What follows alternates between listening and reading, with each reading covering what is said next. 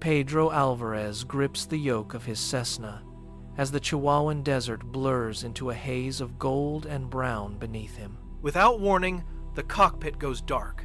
The hum of the engine vanishes, replaced by a terrifying silence. Every instrument needle spins wildly in a frantic dance of failure. The plane banks hard to the left, diving toward the unforgiving sand. Pedro pulls back with every ounce of strength, but the controls are dead.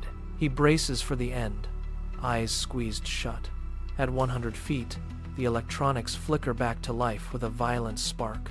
He slams onto a flat stretch of salt pan, skidding to a bone-jarring halt in a cloud of dust. He crawls under the meager shade of the wing, his hands shaking as he wipes grit from his eyes. A strange, low-frequency hum vibrates through the very air. He looks up and freezes. Two 10-foot figures stand before him, their skin a pale, haunting gray, and their eyes like polished obsidian. Their robes shift with living symbols that pulse like a heartbeat. A harmonic voice echoes directly inside his skull, bypassing his ears entirely. "We saved you." It resonates. Pedro stammers, "Who are you?" The reply is cold and mechanical. "Observers, come." A blue sphere of light erupts in the sand, swallowing the heat of the desert. Pedro finds himself walking through the shimmering portal. Inside the craft, walls of crystal pulse with a rhythmic light. One being gestures to a floating window that tears through the fabric of reality. It displays a vision of the future. Fire consumes great cities, oceans boil into steam, and the sky turns to a suffocating ash. Pedro recoils in horror, the heat of the vision feeling all too real. "Why show me this?" he asks, his voice cracking. "Your leaders ignore their own demise," the voice answers. "We have planted a memory in your mind. Use hypnosis to reveal it."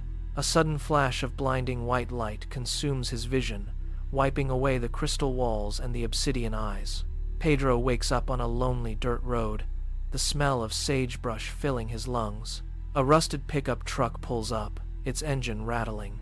An old rancher leans out, his face a map of deep wrinkles and sun-scorched skin. "What are you doing out here, son?" he asks. Pedro scrambles into the cab, rambling incoherently about the light and the terrible vision of fire. The rancher goes silent, his expression turning grim. He pulls up his sleeve to reveal a faint, glowing mark etched into his skin. 34 years ago, the man whispers, his voice trembling. Same desert, same warning. They have been waiting for someone to remember. Days later, Pedro sits in a dimly lit room. A doctor stands by with a recording device, the tape spinning. As the hypnosis begins, Pedro's voice shifts into a multi-tonal, harmonic drone that sounds nothing like a man. He recites precise coordinates and ancient dates. Outside, black SUVs surround the building, tires screaming on the pavement.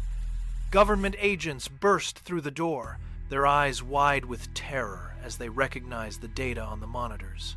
Pedro looks down at his forearm.